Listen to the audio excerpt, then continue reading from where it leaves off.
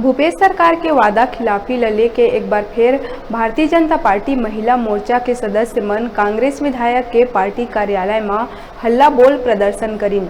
कोरबा शहर के टीपी नगर चौक में राजस्व मंत्री जय सिंह अग्रवाल के कांग्रेस पार्टी कार्यालय में भाजपा महिला मोर्चा के सदस्य मन द्वारा कांग्रेस सरकार ला आड़े हाथ लेवत उग्र प्रदर्शन करी गई।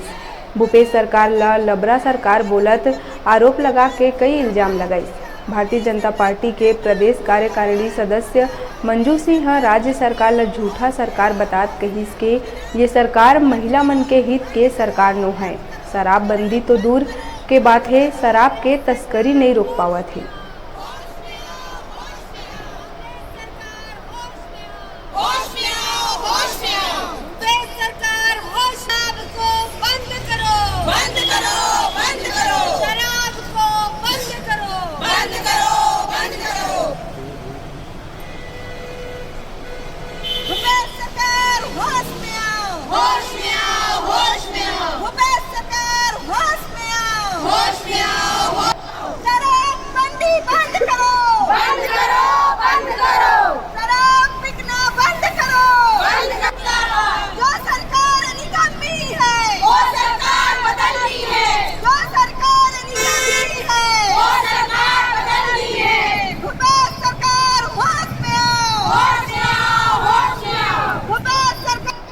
भारतीय जनता पार्टी छत्तीसगढ़ महिला मोर्चा प्रदेश आह्वान पर आज पूरे छत्तीसगढ़ में महिला मोर्चा के द्वारा हर विधानसभा स्तरीय विधायक का जो कांग्रेस का विधायक है उनके कार्यालय का घेराव हम लोग के महिला मोर्चा के द्वारा किया जा रहा है।